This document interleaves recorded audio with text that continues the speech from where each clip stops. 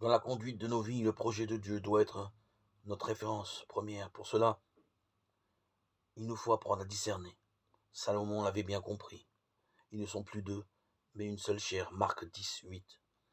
Interrogé au sujet du mariage par les pharisiens qui voulaient le mettre à l'épreuve, Jésus les emmène sur leur propre terrain. Ils étaient des spécialistes de la loi, c'est donc à elle qu'il les renvoie. Que vous a prescrit Moïse? Puis une fois la conversation engagée, il va plus loin. La loi de Moïse, c'est très important, mais il y a plus grave encore, le projet de Dieu au commencement de la création. Ce n'est pas une indication chronologique, personne ne s'y trompe. Jésus veut aider ses interlocuteurs à dépasser le légalisme pour découvrir la merveille du projet créateur de Dieu.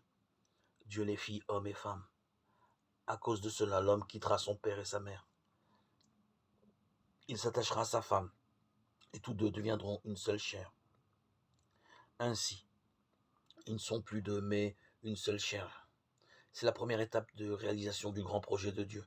Le couple humain et la famille qui naît de lui sont un lieu d'apprentissage de l'unité prévue par Dieu pour l'humanité tout entière.